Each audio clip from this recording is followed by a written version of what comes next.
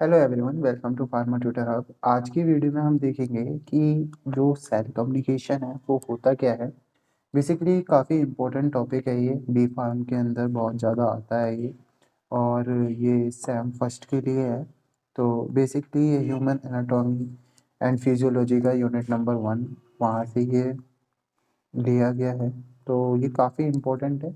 और ये जो टॉपिक है बेसिकली ये हमें बताता है कि सेल्फ कम्युनिकेशन होता किस तरीके से है दो सेल के बीच में। तो इसके नाम से ही हमें समझ में आ रहा होगा।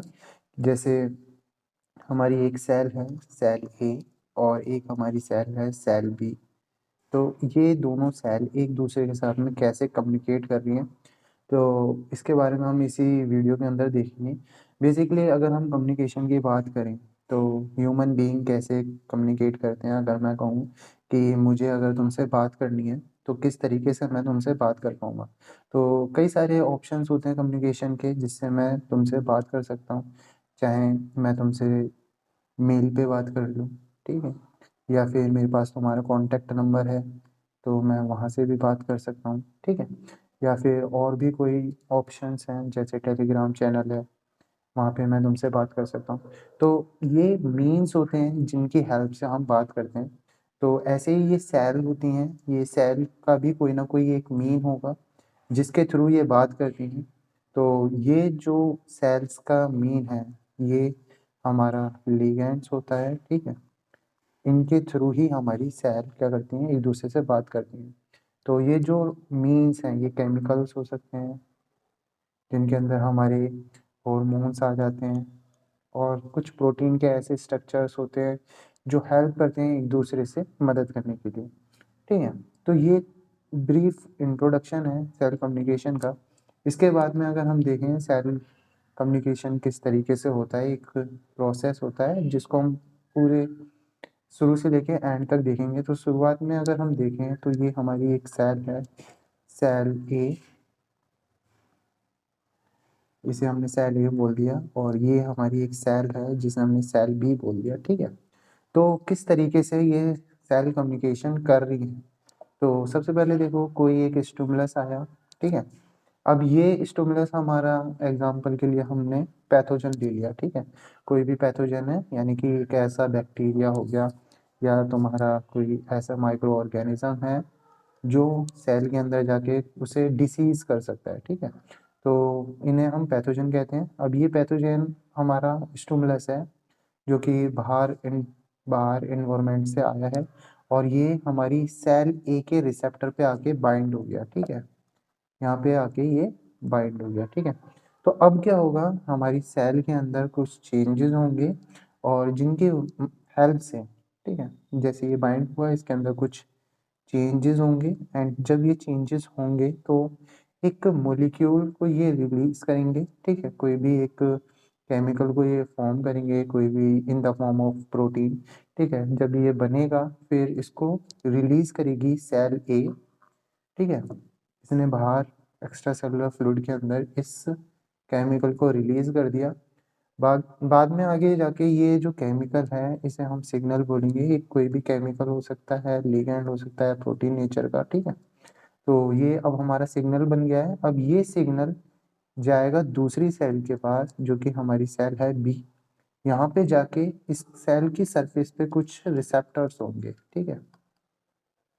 अब इन रिसेप्टर से जाके ये सिग्नल बाइंड करेंगे। यहाँ पे जब ये बाइंड हो जाएगा तो जो भी इंफॉर्मेशन हमें सेल ए ने दी थी, ठीक है, अब ये इंफॉर्मेशन इस सेल के पास पहुंच जाएगी थ्रू जब ये रिसेप्टर और हमारा केमिकल का कॉम्प्लेक्स फॉर्म होगा, ठीक है।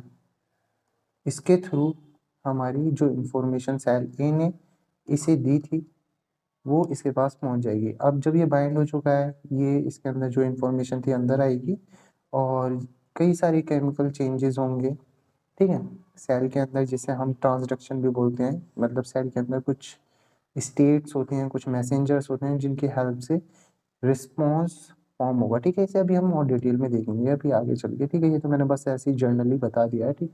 अगर समझ में आया तब भी ठीक है, नहीं भी समझ में आया तो आगे हम इसे और डीपली देखेंगे, ठीक है। तो इससे आगे देखते हैं। जैसे अब हमारा है कि हमें इसमें पढ़ना क्या-क्या है। तो सबसे पहले जो हमारा सिलेबस है, उसके अकॉर्डिंग अगर हम देखें इसके अंदर तो सबसे पहले है कुछ जनरल प्रिंसिपल्स। प्रिंसिपल्स क्या हैं सेल कम्युनिकेशन के, वो पढ़ेंगे। देन उसके बाद में इंट्रासेलुलर सिग्नलिंग पाथवे के बारे में थोड़ा बहुत देखेंगे, थोड़ा बहुत ही है, ज़्यादा नहीं है, ठीक है। फिर सिग्नल मॉलिक्यूल्स के बारे में थोड़ा-सा देख लेंगे कि सिग्नल मॉलिक्यूल्स क्या होते हैं। देन इसके बाद में हमें ये देखना है कि जो कम्युनिकेशन होता है, वो कौन-कौन से मैकेनिज़्म के थ्रू हमारे सेल के अंदर होता है, तो सारे मैकेनिज़्म को हमें पढ़ना है, ठीक है। तो इसके अंदर काफ़ी सारे मैकेनिज़्म आ जाते हैं। पहला है कॉन्टैक्ट डिपेंडेंट, देन पैराक्राइन, फिर इसके बाद में साइनेप्टिक एंड एंडोक्राइन। ये कुछ मैकेनिज़्म हैं जिसके थ्रू हमारी सेल सेल ए सेल बी से कम्युनिकेट करती है, ठीक है? बी से कम्युनिकेट करती है। इसके बाद में अगर हम देखें तो सबसे पहले आता है हमारा कि सेल कम्युनिकेशन इम्पोर्टेंट किस लिए है। तो सबसे पहले अगर हम देखें तो हमें ये तो पता होना चाहिए अगर हम कुछ भी पढ़ रहे हैं, तो वो हम पढ़ क्यों रहे हैं और उसका मतलब क्या है, ठीक है? तो हमें सबसे पहले ये पता होना चाहिए। तो कम्युनिकेशन मतलब एक-दूसरे से बात किए बगैर कुछ भी नहीं होता है, ठीक है? चाहे रियल लाइफ़ हो या फिर हमारी ये बायोलॉजिकल, अगर हम इसमें देखें तो बगैर कम्युनिकेशन के कुछ भी नहीं हो सकता है। किसी को कुछ नहीं पता चलेगा कि चल क्या रहा है हमारे एनवायरनमेंट में या फिर हमारी बॉडी के अंदर। तो वो सभी चीज़ें एक-दूसरे से हमें शेयर करनी होती हैं, तो उसका जो मीन है, वो है हमारा कम्युनिकेशन, ठीक है? तो सबसे पहले हम ये देखने वाले हैं कि ये इम्पोर्टेंट क्यों है। तो हमारी बॉडी के अंदर जितना भी मेटाबॉलिज़्म के प्रोसेसेस होते हैं, यानी कि केमिकल रिएक्शन, मेटाबॉलिज़्म मतलब केमिकल रिएक्शन, तो जितनी भी केमिकल रिएक्शंस होती हैं हमारी बॉडी के अंदर, वो सेल कम्युनिकेशन की हेल्प से हो पाती हैं, ठीक है? मेटाबॉलिज़्म के अंदर 2 कैटेगरीज़ होती हैं, हमें पता होगा, एनाबॉलिज़्म एंड कैटाबॉलिज़्म, ठीक है? तो ये टाइप्स हैं मेटाबॉलिज़्म के। फिर इसके बाद में हम देखें कि जो सेल कम्युनिकेशन है उसका और कहाँ पे इम्पोर्टेंस है, तो सेल कम्युनिकेशन हेल्प करती है सेल की ग्रोथ में। देन इसके बाद में सेल का डिवीज़न किसकी वजह से हो पाता है? सेल कम्युनिकेशन की वजह से, ठीक है? तो कोई भी सेल है अगर ये सेल है, ठीक है? इसे ग्रोथ करनी है, तो बाहर से जैसे हमारा ये ब्रेन है, तो इस ब्रेन से ग्रोथ फैक्टर्स निकलेंगे, ग्रोथ हार्मोन्स निकलेंगे, जिसकी हेल्प से ये जो ग्रोथ हार्मोन होगा, वो इस सेल के रिसेप्टर पे जाके बाइंड करेगा और इसको इन्फॉर्मेशन देगा कि अब तुम्हें ग्रोथ करना है, ठीक है? या फिर अब तुम्हें डिवाइड करना है, ठीक है? तो ये सारा किसकी वजह से हो पा रहा है? ये सेल कम्युनिकेशन की वजह से हो पा रहा है, ठीक है? ये हार्मोन क्या था? ये मीडिएटर था जिसकी वजह से ये इन्फॉर्मेशन इस सेल के पास पहुँच पाई और ये कम्युनिकेट ही तो हुआ क्योंकि ये हमारा ब्रेन से सेल के पास इन्फॉर्मेशन गई, ठीक है? और किसके थ्रू गई? एक केमिकल मॉलिक्यूल के थ्रू गई, ठीक है? तो ये इसमें भी हेल्प करता है। इसके बाद में इम्यून रिस्पॉन्सेज़ भी हमारे सेल कम्युनिकेशन की हेल्प से हो पाते हैं, काफ़ी डीप प्रोसेस है। इन सबको अभी हम आगे के जो भी फार्म लेक्चर्स आएँगे उसके अंदर हम देख लेंगे, ठीक है? देन उसके बाद में आता है नर्वस सिस्टम के फंक्शंस। तो जितने भी हमारी नर्वस सिस्टम है, मतलब हमारी बॉडी के अंदर एक नर्वस सिस्टम होता है, जिसकी हेल्प से ही हमारी बॉडी कोऑर्डिनेट कर पाती है। जितने भी फंक्शंस होते हैं मूवमेंट के, ये सारे हमारे नर्वस सिस्टम के हेल्प से हो पाते हैं, ठीक है? तो ये नर्वस सिस्टम की भी फंक्शन एक हमारा सेल कम्युनिकेशन की हेल्प से हो पाता है, ठीक है? क्योंकि हमारे अगर तुम्हें पता हो नर्वस सिस्टम हमारा न्यूरॉन से फॉर्म होता है, ठीक है? तो न्यूरॉन एक-दूसरे से कम्युनिकेट करती हैं, जिसकी वजह से प्रॉपर रिस्पॉन्स जा पाता है, ठीक है? एक न्यूरॉन दूसरे न्यूरॉन को सिग्नल देती है कि अब क्या करना है, ठीक है? तो उसके हिसाब से ही हम कम्युनिकेट करते हैं, देन सेल के बीच में कम्युनिकेशन हो पाता है और हमारी बॉडी प्रॉपर्ली मूव कर पाती है, सिचुएशन को रीड कर पाती है, ठीक है? इसके बाद में आता है हार्मोनल रेगुलेशन। तो हमारी बॉडी के अंदर एक प्रॉपर बैलेंस होना चाहिए, हॉर्मोन्स का। अगर इनके अंदर दिक्कत हो जाएगी तो बहुत सारी प्रॉब्लम आ सकती हैं। जैसे अगर तुम जिम फ्रीक हो और तुम जिम वगैरह जाते हो तो तुम्हें पता होगा कुछ बॉयज़ के अंदर गायनों की दिक्कत हो जाती है, तो वो भी एक हार्मोनल डिसबैलेंस की वजह से होता है। और इसमें भी क्या हुआ, सेल का मिसमैच हो गया या फिर सेल पूरी तरीके से रीड नहीं कर पाई सिचुएशन को, जिसकी वजह से हार्मोनल रेगुलेशन के अंदर थोड़ा-सा डिसबैलेंस हुआ और ऐसी डिसीज़ेज़ होनी चालू हो गई, ठीक है? तो इसके बाद में अगर हम देखते हैं, जैसे यहाँ पे एक एग्ज़ाम्पल भी दे रखा है, ये इंसुलिन हमारा हार्मोन होता है और ये क्या होता है, क्या करता है, ये हमारा ब्लड का ग्लूकोज़ लेवल को कंट्रोल करता है। तो अगर ये हार्मोन ना हो या फिर सेल इसको अच्छे तरीके से रीड ना कर पाए, तो हमारी सेल के बीच में कम्युनिकेशन नहीं हो पाएगा, ठीक है? तो ये सारी चीज़ें हैं और इसीलिए ये सेल कम्युनिकेशन इतना इम्पोर्टेंट भी है। इसके बाद में हम देखते हैं नेक्स्ट स्लाइड में हमारा सेल कम्युनिकेशन की प्रॉपर डेफिनिशन। तो सेल कम्युनिकेशन होता क्या है? सबसे पहले तो सेल कम्युनिकेशन फोकस करता है how cell gives and receive messages, मतलब किस तरीके से एक सेल दूसरी सेल को सिग्नल्स को देती है और दूसरी सेल किस तरीके से उस सिग्नल को रिसीव करती है, उसी को हम सेल कम्युनिकेशन बोलते हैं। और ये सिग्नल्स अकॉर्डिंग टू इन्वायरमेंट होते हैं, यानी कि इन्वायरमेंट में क्या चल रहा है उसके अकॉर्डिंग सेल सिग्नल्स को देती है और रिसीव करती है, ठीक है? इसके बाद में सेल को क्या-क्या चाहिए, ठीक है, कम्युनिकेट करने के लिए? तो काफ़ी सारी चीज़ें हैं, जैसे कोई भी एक सेल है तो इसको एक लिगैंड चाहिए होगा जिसकी हेल्प से ये कम्युनिकेट कर पाए, ठीक है? लिगैंड के बाद में रिसेप्टर्स चाहिए, ठीक है?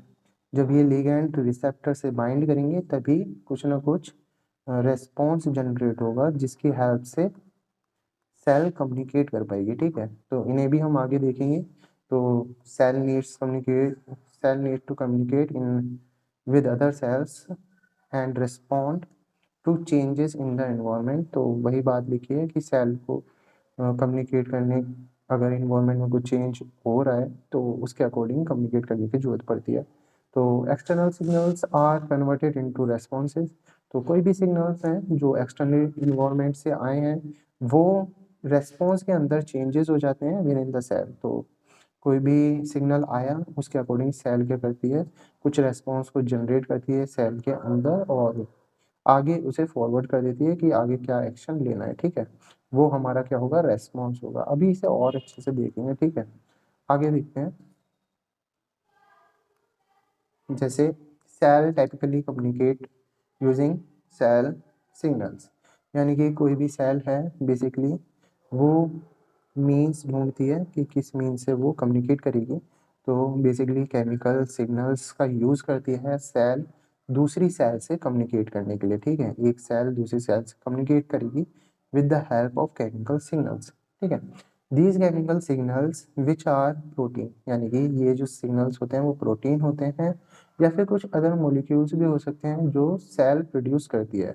और जिस सेल ने ये प्रोड्यूस करा है उसे हम सेंडिंग सेल कहते हैं। जैसे कि ये एक सेल है, ठीक है? इसने कोई सिग्नल प्रोड्यूस किया है अकॉर्डिंग टू द एनवायरनमेंट, तो इसे हम सेंडिंग सेल बोलेंगे, ठीक है?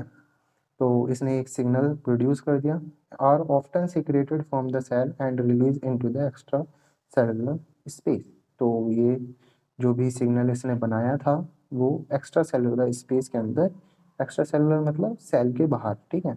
जैसे ये सेल है और इसके बाहर का जितना भी स्पेस है उसे हम एक्स्ट्रा सेलुलर स्पेस बोलेंगे, ठीक है? वहाँ पे ये इन सिग्नल को रिलीज कर देती है, ठीक है? उसके बाद में क्या होगा, देखो अब मैं यहाँ पे तुम्हें और अच्छे से बताने की कोशिश करता हूँ। जैसे यहाँ पे हमारी एक सेंडिंग सेल थी जिसने क्या किया, एक सिग्नल को प्रोड्यूस करा अकॉर्डिंग टू द एनवायरनमेंट, ठीक है? अब जब ये सिग्नल बन गया तो अब ये एक्स्ट्रा सेलुलर फ्लूइड के अंदर आ गया। देन एक्स्ट्रा सेलुलर फ्लूइड के बाद में अब क्या होगा, ये सिग्नल्स जो हैं एक टारगेट सेल पे जाके बाइंड करेंगे। यहाँ पे टारगेट जो है ये काफ़ी इंपॉर्टेंट है, ठीक है? क्योंकि एक सेल के साथ में कई सारी और भी सेल हो सकती हैं, ठीक है? जैसे कि हमारी सेल है, इसके साथ में कई और सारी भी सेल हो सकती हैं, हो सकता है डिफरेंट टाइप की अलग टिश्यू की सेल्स हों, ठीक है। तो हमारी ये जो सिग्नल्स होते हैं ये काफ़ी स्पेसिफिक होते हैं, ठीक है। मतलब जिस टारगेट के लिए बनाए गए हैं वहीं पे जाके ये बाइंड करेंगे, ठीक है। तो ये एक टारगेट सेल है जहाँ पे इन्हें बाइंड होना है, ठीक है।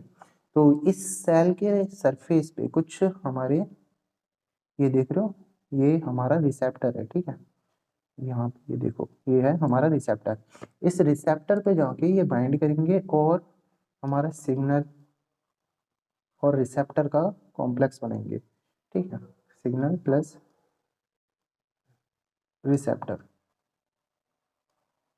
का कॉम्प्लेक्स बनेगा, जिसकी वजह से क्या होगा, ये जो इंफॉर्मेशन थी, ये जो सिग्नल था अंदर सेल के आएगा।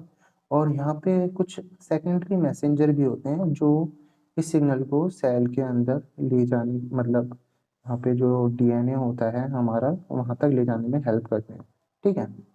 तो उन्हें हम बोलते हैं सेकेंडरी मैसेंजर, ठीक है। उसके बाद में काफ़ी सारे हमारी सेल के अंदर चेंजेस होंगे जिससे कोई एक रेस्पॉन्स जनरेट होगा। अब ये जो रेस्पॉन्स है, ठीक है, ये क्या क्या हो सकते हैं मैं बताता हूँ। तो सबसे पहले कोई भी रेस्पॉन्स अगर सेल करेगी तो हो सकता है वो, कोई भी हमारी सेल है वो एक एंजाइम को एक्टिवेट कर दे या फिर डीएक्टिवेट कर दे, या फिर हो सकता है वो रेस्पॉन्स सेल डिवीजन के लिए हो कि अब तुम्हें सेल को डिवाइड करना है, या फिर हो सकता है कोई ऐसा प्रोटीन का फॉर्मेशन हो जिसकी हेल्प से कुछ फंक्शन होना हो हमारी बॉडी के अंदर, ठीक है। तो ये सारी चीज़ें हैं।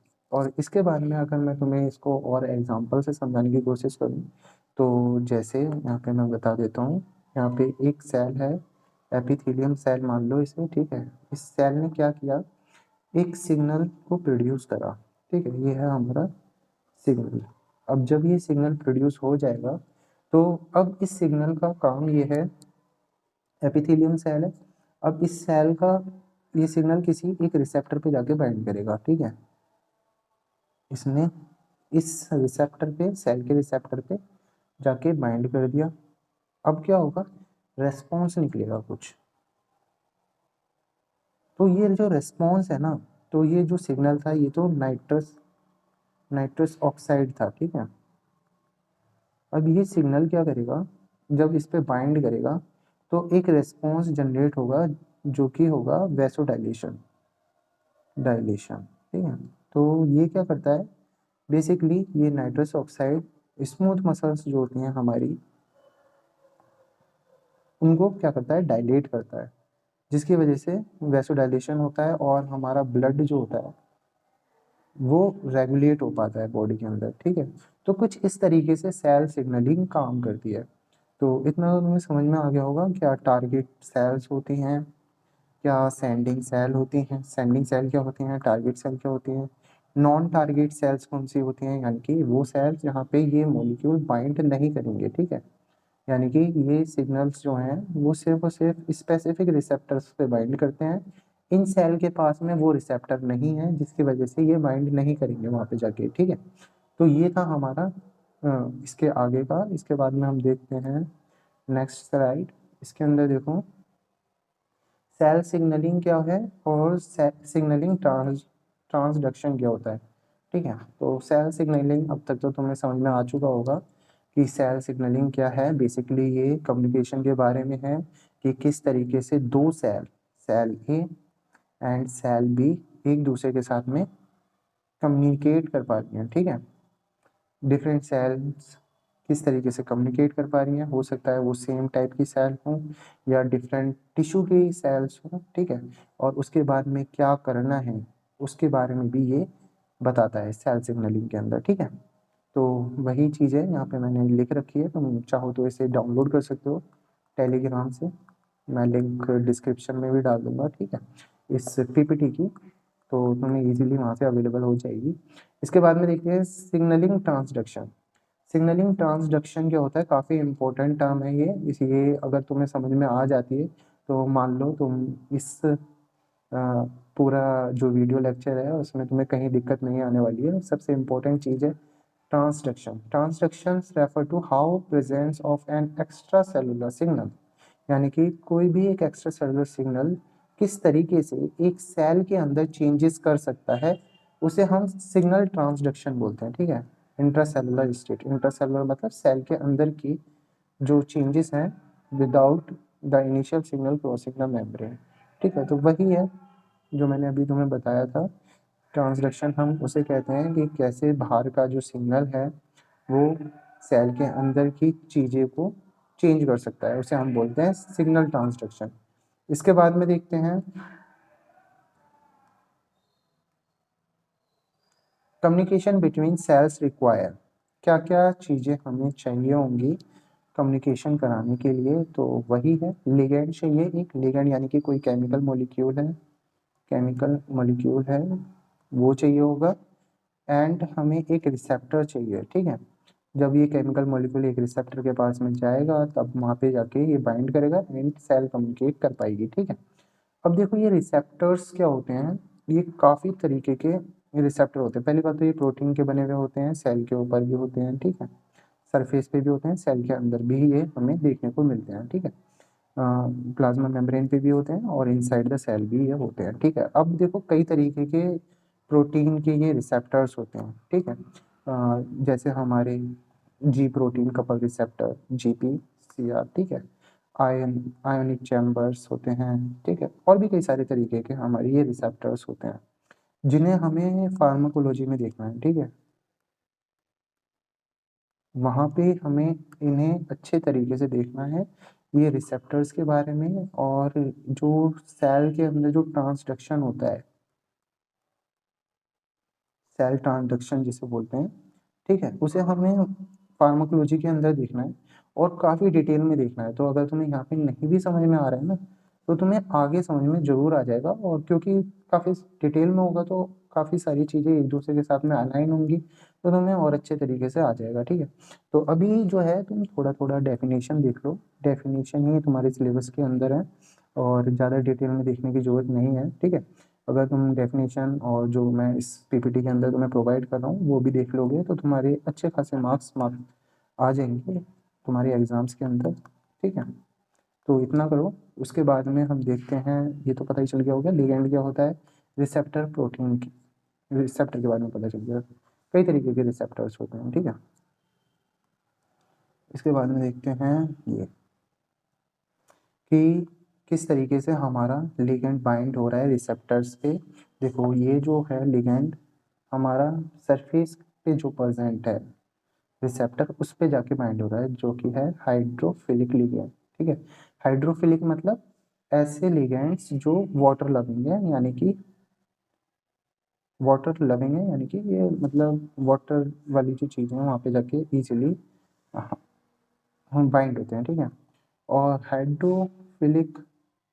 हाइड्रोफोबिक लिगेंड्स वो लिगेंड्स होते हैं जो वाटर हीटिंग होते हैं, है ना, और ये प्रोटीन्स जो फॉस्फोलिपिड्स हैं वहाँ पे जाके बाइंड होते हैं, यानी कि प्रोटीन को पास कर जाते हैं, फॉस्फोलिपिड्स को पास कर जाते हैं और ये बाइंड करते हैं। तो इतना तो मैं समझ में आ गया होगा कि जो हमारे हाइड्रोफिलिक लिगेंड्स होते हैं ये हाइड्रोफिलिक होते हैं, यानी कि ये मतलब वाटर लविंग होते हैं, और हमारे हाइड्रोफोबिक जो लिगेंड्स होते हैं ये वाटर हीटिंग होते हैं, और जो फॉस्फोलिपिड्स हैं प्रोटीन हैं वहाँ पे जाके ये बाइंड होते हैं। ठीक है, तो जैसे ये हमारा हाइड्रोफोबिक लिगेंड है, ये हमारा इंट्रासेलुलर जो रिसेप्टर्स हैं वहाँ पे जाके बाइंड हुआ है, और ये हाइड्रोफिलिक जो हमारे लिगेंड है वो मेम्ब्रेन के ऊपर बाइंड हो रहे हैं, क्योंकि ये वाटर लविंग है और हमारे फॉस्फोलिपिड और हमारे जो प्रोटीन है वो हीटिंग है, तो वहाँ पे जाके बाइंड नहीं हो सकते हैं। तो सरफेस के ऊपर जितने भी हमारे हाइड्रोफिलिक रिसेप्टर्स होते हैं वहाँ पे जाके ये बाइंड हो जाते हैं। ठीक है, इसके बाद में ये दे रखा है कि हमारा जो ये बाहर का जो एरिया है इसे हम बोलते हैं एक्सटर्नल इन्वायरमेंट। एक्सटर्नल इन्वायरमेंट मतलब ऐसा इन्वायरमेंट जहाँ पे ये सेल से बाहर है। ठीक है, और ये जो है ये हमारी सेल है। ठीक है, तो ये सेल के अंदर साइटोप्लाज्म है, साइटोप्लाज्म मतलब फ्लूइड। ठीक है, सेल के अंदर का जो फ्लूइड है तो अब देखो यहाँ पे ये जो लिगैंड था वो बाइंड हुआ इस रिसेप्टर पे। अब ये रिसेप्टर ने क्या किया, कुछ हमारे चेंजेस हुए सेल के अंदर, जिसे हमने बोला सिग्नल ट्रांसडक्शन पाथवे। कई सारे पाथवे होते हैं, ठीक है, इन्हें हमें और आगे चल के देखना है। अभी तो हम छोटा छोटा सा इसके बारे में देख लेंगे, फार्माकोलॉजी में इसे हम बहुत ज़्यादा डिटेल में देखेंगे सिग्नल ट्रांसडक्शन पाथवे के बारे में। लेकिन अभी छोटे छोटे चीज़ें हैं जो आगे की स्लाइड में तुम इसे देख पाओगे, ठीक है। देन ट्रांसडक्शन के बाद में एक सेलुलर रिस्पॉन्स होगा, ठीक है। वो रिस्पॉन्स मैंने तुम्हें शुरू में बता ही दिया। कोई एंजाइम का एक्टिवेशन हो सकता है, कोई प्रोटीन का फॉर्मेशन हो सकता है, हार्मोन चेंज हो सकते हैं, कोई हार्मोन बन सकता है, ठीक है। तो ये काफ़ी सारी चीज़ें हैं जो हमें देखने को मिलती हैं एक रिस्पॉन्स के बाद में, ठीक है। इसके बाद में हम देखते हैं आगे की स्लाइड। सेम ऐसा ही हमारा है, इसी के अंदर सेम वही हुआ है, बस इनकी पोजीशन के बारे में मैं दिखा रहा था कि जो हाइड्रोफोबिक होते हैं वो इजीली प्लाज्मा मेम्ब्रेन को क्रॉस कर सकते हैं, और ये जो हाइड्रोफिलिक होते हैं लिगेंड्स, ये क्रॉस नहीं कर पाते हैं, ठीक है। इसके बाद में हम देखते हैं नेक्स्ट। नैन यहाँ पे दे रखा है, when a signalling molecule bind with its receptor it change the shape. कुछ शेप चेंज होंगी या फिर रिसेप्टर की एक्टिविटी चेंज होगी, जिससे क्या होगा, कोई एक रेस्पॉन्स जनरेट होगा सेल के अंदर। वही जो मैंने तुम्हें अभी बताया था, signaling molecules are often called ligands. जो भी सिग्नलिंग मॉलिक्यूल्स होते हैं हम उन्हें यूजली लिगेंड्स बोलते हैं। A general term of the molecules that bind specifically to the other molecules such as receptors। ये receptors पे जाके bind होते हैं। Then इसके आगे देखते हैं, यहाँ पे दे रखा है, message carried by the ligand is often transmitted through a chain of chemical messenger। तो कोई भी मैसेज, जैसे कि कोई भी यहाँ पे मैसेज था, सिग्नल था, ठीक है। अब ये ट्रांसमिट किया गया है किसी सेल के अंदर, तो इसके अंदर काफ़ी सारे केमिकल मैसेंजर्स होते हैं इनसाइड द सेल, जिसकी हेल्प से ये मैसेज अंदर जाता है, ठीक है। जैसे कैम्प हो गया, ठीक है, ये कुछ एग्जांपल हैं जिसकी हेल्प से ये मैसेज आगे सेल के अंदर जाता है, ठीक है, जिन्हें हम सेकेंडरी मैसेंजर भी बोलते हैं, ठीक है। ये सेल के अंदर होते हैं जो कि हेल्प करते हैं किसी भी सिग्नल को ट्रांसमिट होने में। इसके बाद में ultimately this lead to the change, जिसकी वजह से सेल के अंदर कुछ चेंज होता है, कुछ अल्टरेशन होता है जीन एक्टिविटी के अंदर, और इवन इनिशिएशन हो सकता है किसी भी एक नए प्रोसेस का, जैसे कि अब हमें सेल डिवीजन करना है, ठीक है। तो ये किसकी वजह से हो पाया, ये कोई सिग्नल आया था, वो सेल पे बाइंड हुआ था, देन अंदर कुछ सेल ट्रांसडक्शन हुआ, जिसकी वजह से हमें रिस्पॉन्स में देखने को मिला कि अब सेल डिवीजन करना है, ठीक है। ऐसे ही द ओरिजिनल इंटरसेलुलर मतलब कि between the cell signal is converted into intracellular within the cell, ठीक है। तो इसका मतलब ये था कि जो इंटरसेलुलर सिग्नल्स होते हैं वो बाद में कन्वर्ट हो जाते हैं इंटरसेलुलर सिग्नल्स के अंदर, दैट ट्रिगर द रिस्पॉन्स, जो कि रिस्पॉन्स को हमें दे देंगे, ठीक।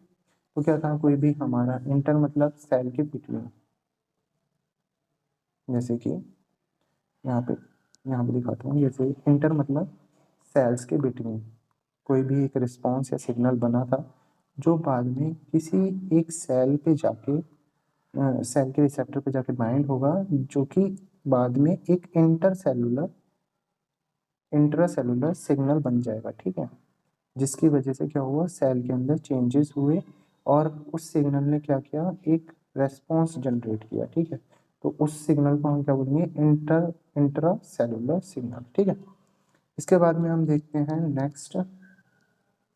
ये सेम वही चीज़ है जो मैंने शुरुआत में आप तुम्हें बताई थी कि ये एक सेल है, सेल के ऊपर एक रिसेप्टर होगा, यहाँ पे लिगेंड आके बाइंड ही करेगा। जब ये बाइंड हो जाएगा तो सेल के अंदर कुछ ट्रांसडक्शन होगा, जैसे कि यहाँ पे क्या था, chemical messenger relieve the signal. तो वही केमिकल मैसेंजर कुछ इस सिग्नल को लेके जाएंगे, जैसे कि CAMP, ठीक है।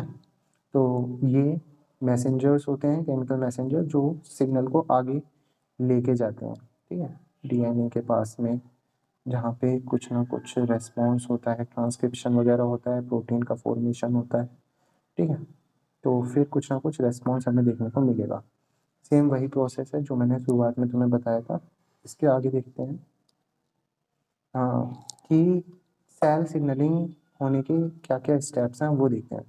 तो जैसे हमारा कोई भी एक सेल था, इसने कुछ सिग्नल्स बनाए और इन्वायरमेंट के अंदर मतलब एक्स्ट्रा सेलुलर फ्लूइड के अंदर इसने डाल दिया, ठीक। तो ये सारी चीज़ें अभी हमें देखनी है सेल सिग्नलिंग के अंदर। तो सबसे पहले क्या होगा, कोई भी सेल होगा वो एक्स इन्वायरमेंट को चेक करेगा, जैसे कि कहीं ग्लूकोज लेवल ज़्यादा तो नहीं हो गया है, उसके अकॉर्डिंग क्या सिग्नल मुझे बनाना चाहिए जिससे कि ये ग्लूकोज लेवल कम हो जाए, यानी कि हार्मोन बनेगा जो कि था इंसुलिन, ठीक है।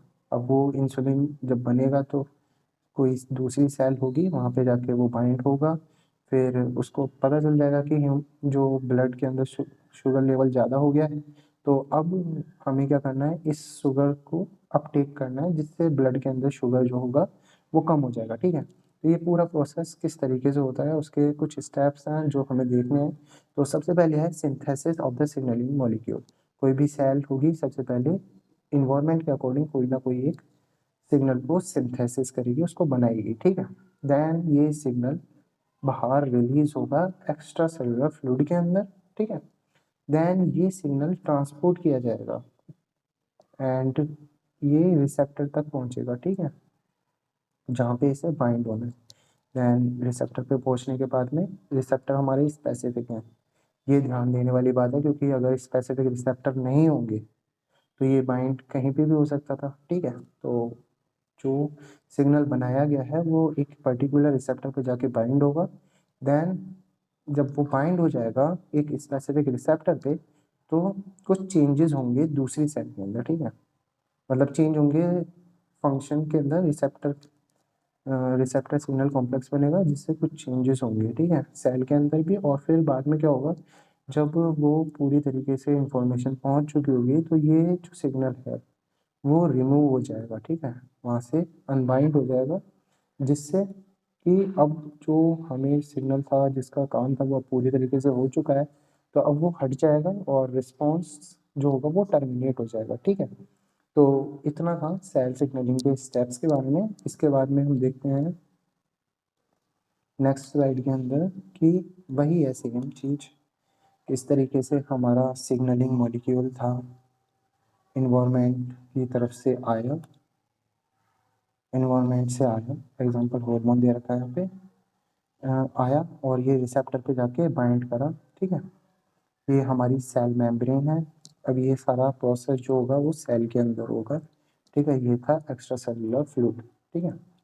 तो कोई भी सिग्नल आएगा वो रिसेप्टर पे बाइंड करेगा, यहाँ पे कॉम्प्लेक्स बना signal and receptor complex. Then अब सेल के अंदर चेंजेस होंगे, ठीक है। तो ये कुछ रिले मॉलिक्यूल्स हैं जो इस सिग्नल को अंदर सेल के अंदर लेके जाएंगे, ठीक है।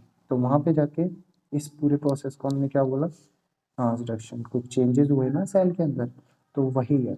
इसके बाद में है कि जो एक्टिव इफेक्टर्स थे, एग्जांपल ट्रांसक्रिप्शन हुआ सेल के अंदर, जिससे क्या होगा, जीन ट्रांसक्रिप्शन हुआ, ठीक।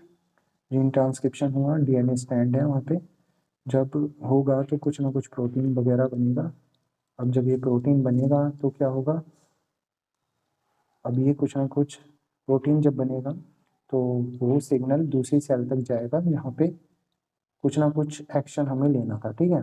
तो वो होगा, हो सकता है कि ये प्रोटीन एक्टिवेट करे एंजाइम्स को, हो सकता है कोई हार्मोन बना जो कि दूसरी सेल पे जाके बाइंड करेगा और जो उसका फंक्शन होगा वो फंक्शन होगा, ठीक है। अब हार्मोन का काफ़ी अलग अलग फंक्शंस होते हैं, ये तो तुम्हें पता ही होगा। तो अकॉर्डिंग टू देम जो फंक्शन जो रेस्पॉन्स है वो चेंजेस होते रहते हैं, ठीक है। इसके आगे देखते हैं मैकेनिज्म ऑफ सेल कम्युनिकेशन। तो काफ़ी इम्पोर्टेंट पार्ट है ये भी सेल कम्युनिकेशन का, ठीक है। अब हम ये देखेंगे कि किस तरीके से एक सेल कम्युनिकेट करती है, ठीक है। अभी तक तो हमने पीछे जो था वो बेसिक चीज़ें देखी थी। अब मैकेनिज्म देखते हैं कि बेसिकली किस तरीके से हमारी सेल्स के बीच में कम्युनिकेशन हो पा रहा है, ठीक है। तो 5 बेसिक मैकेनिज्म है जो सेल जिनकी हेल्प से सेल कम्युनिकेट कर पाती है। तो सबसे पहला है कॉन्टैक्ट डिपेंडेंट डायरेक्ट कॉन्टैक्ट। काफ़ी ईजी चीज़ें हैं ये, तुम आसानी से कर लोगे, मैं ज़्यादा टाइम नहीं लगाऊंगा, ठीक है। बस चीज़ें थोड़ी बहुत तुम्हें समझ में आ जानी चाहिए, और शुरुआत में हमने अच्छे से देख लिया है, तो अब तुम्हें दिक्कत नहीं होने वाली है बिल्कुल भी, ठीक है। तो पैराक्राइन ये सेकंड है, देन ऑटोक्राइन, साइनेप्टिक, एंडोक्राइन। तो ये 5 मैकेनिज्म हैं जिनकी हेल्प से हमारी सेल कम्युनिकेट कर पाती है, ठीक है। चलो आगे देखते हैं। पहला है डायरेक्ट, ठीक है, डायरेक्ट कांटेक्ट। इसके नाम से तुम्हें समझ में आ रहा होगा, दो सेल एक दूसरे से डायरेक्टली कांटेक्ट करके करी हुई हैं, जिसकी हेल्प से वो एक दूसरे से कांटेक्ट कर पा रही हैं। बेसिकली ये गैप जंक्शंस के अंदर जो हमारी एनिमल सेल्स होती हैं वो एक दूसरे से बाइंड करती हैं, सेल ए सेल बी से इजीली एक दूसरे के साथ में कांटेक्ट बना के रखती हैं, जिसकी वजह से वो एक दूसरे से कम्युनिकेट कर पाती हैं। एनिमल्स के अंदर यहाँ पे ये ज़्यादातर हमें एक डायरेक्ट कांटेक्ट ही देखने को मिलता है सेल के बीच में, ठीक है। इसके आगे देखते हैं। ये देखो, यहाँ पे कांटेक्ट डिपेंडेंट डायरेक्ट कांटेक्ट है, यानी कि जो हमारी गैप जंक्शंस हैं और जो कि एनिमल्स के अंदर होते हैं, और प्लाज्मोडेस्माटा जो प्लांट के अंदर होते हैं। तो ये डायरेक्टली कॉन्टेक्टेड सेल्स होती हैं, यहाँ पे इजीली एक दूसरे के साथ में ये डायरेक्ट कांटेक्ट बना के रखती हैं, जिससे ये इजीली कम्युनिकेट कर पाती हैं, ठीक है। यहाँ पे तुम सब देख सकते हो, मेन बात वही थी जो मैंने तुम्हें बताई थी, ठीक है। अब आगे देखते हैं। सेम वही चीज़ें हैं यहाँ पे भी, यहाँ पे देख लो एक बार चाहो तो। जैसे in other form of the direct signalling, cell में bind to one another because they carry complementary protein to their surface. अब तुम्हें समझ में आ जाएगा ये अगर तुम इसे पढ़ोगे, ठीक है। तो सेम वही चीज़ है, दो सेल जो होंगी वो एक दूसरे के साथ में कांटेक्ट बना के रखी होती है उन्होंने, जिससे वो इजीली क्या करेंगे, एक दूसरे से कम्युनिकेट कर पाते हैं, ठीक है। देन इसके बाद में एक अनदर जो मैकेनिज्म है वो है पैराक्राइन कम्युनिकेशन। पैराक्राइन कम्युनिकेशन के अंदर क्या होता है, इसके अंदर कई सारी सेल्स हैं जो कि एक दूसरे के नियर बाय होती हैं, और इसमें कुछ ऐसी सेल्स होंगी जो कि टारगेटेड होंगी। तो इस सेल ने क्या किया, एक सिग्नल बनाया और इस सेल पे जाके बाइंड हो गया, जो कि टारगेटेड सेल थी, ठीक है। तो ये काफ़ी सारी सेल के बीच में होता है, यहाँ पे देखो इसकी लैंग्वेज समझ सकते हो। Often cells that are near one another communicate through the release of the chemical messenger। कुछ केमिकल मैसेंजर को रिलीज करती हैं और इसके आसपास में काफ़ी सारी सेल्स होती है। That diffuse through the space between the cells, फिर जिसकी वजह से क्या होता है, कोई भी एक्शन या रिस्पॉन्स हमें देखने को मिलता है। तो आगे भी यहाँ पे सेम लिखा हुआ है जो मैंने अभी तुम्हें यहाँ पे समझाया था, ठीक है। आगे स्लाइड में देखते हैं। उससे पहले यहाँ पे ये देख लेते हैं, यहाँ पे जो ये एग्जांपल है सेम वही है। तो मैं इसे बता देता हूँ एक बार अच्छे से। जैसे कि यहाँ पे एक सेल थी जिसे हमने एंडोथेलियल सेल बोला है, थीलियल सेल। बेसिकली शुरुआत में मैंने थोड़ा सा गलत बोल दिया कि हमने क्या लिया था, एपिथेलियम सेल ले लिया था, ठीक है। उसकी जगह पे हमने एंडोथेलियल सेल्स थी, ठीक है। और नाइट्रस ऑक्साइड बोल दिया था नाइट्रिक ऑक्साइड की जगह पे, ठीक है। तो वही एग्जांपल मैं दोबारा से यहाँ पे समझा देता हूँ। तो जैसे कोई भी एक हमारी सेल है एंडोथेलियल सेल, इसने क्या किया, एक सिग्नल को निकाल प्रोड्यूस करा सिंथेसिस करके, जो कि था हमारा नाइट्रिक ऑक्साइड, ठीक है। अब ये नाइट्रिक ऑक्साइड क्या करेगा, ये वैसोडाइलेशन के लिए वैसोडाइलेशन करता है, ठीक है। तो एंडोथेलियल तुम्हें पता हो तो जैसे ये क्या होती हैं, ये ऐसी सेल्स होती हैं जो हमारी स्मूथ मसल्स है ना, उसकी इनर लाइनिंग पे प्रेजेंट होती हैं, जिन्हें हम एंडोथेलियल सेल बोलते हैं, ठीक है। यहाँ पे मैंने इसका डायग्राम भी दे रखा है, ठीक है। तो पैराक्राइन जो सेल्स होती हैं इनके आसपास में कई सारी सेल्स होते हैं, ठीक है। और ये सेल्स क्या करेंगी, एक सिग्नल को प्रोड्यूस करेंगी। जब ये सिग्नल्स ये क्या करते हैं, सिग्नल ज़्यादा दूरी नहीं होती है इन सेल के बीच में, ज़्यादा लॉन्ग डिस्टेंस नहीं होता है, बट ज़्यादा डिस्टेंस नहीं होगा, थोड़ा ही डिस्टेंस होता है। तो ये सिग्नल्स मूव करते हैं इस डिस्टेंस के बीच में, एंड एक पर्टिकुलर टारगेटेड सेल पे जाके बाइंड करते हैं और जो रिस्पॉन्स होता है उसे देना होता है। सेम एंडोथेलियल सेल के केस में भी हुआ था, वहाँ पे भी एक सिग्नल जो था वो प्रोड्यूस हुआ और वो दूसरे एक टारगेटिंग सेल पे जाके बाइंड हो गया, ठीक है। तो इसके आगे आप देखते हैं कि हमारा जो दूसरा मैकेनिज्म है वो है साइनेप्टिक कम्युनिकेशन, ठीक है। साइनेप्टिक कम्युनिकेशन, अगर तुम्हें इसके नाम से कुछ याद आ रहा हो तो साइनेप्स है ना, और साइनेप्स कहाँ पे होते हैं, हमारे नर्वस सिस्टम, ठीक है। नर्वस सिस्टम के अंदर हमें साइनेप्स देखने को मिलते हैं, ठीक है। तो अब साइनेप्स होते कैसे हैं, तो तुम्हें ये पता होगा ये क्या है, न्यूरॉन, ठीक है। इनकी नर्व एंडिंग इनकी नर्व एंडिंग से दूसरा एक न्यूरॉन बाइंड होता है, ठीक है। इनके बीच में एक पर्टिकुलर स्पेस होता है जिसे हम गैप बोलते हैं, ठीक है। तो यहाँ से फर्स्ट न्यूरॉन की एंडिंग से कुछ केमिकल्स रिलीज होते हैं, ठीक है, जो कैप्चर करता है हमारा दूसरा न्यूरॉन, न्यूरॉन बी कैप्चर करता है, ठीक है, इस गैप के अंदर, ठीक है। तो ये पूरा प्रोसेस होता है नर्वस सिस्टम के अंदर कम्युनिकेशन का, ठीक है। तो यही है।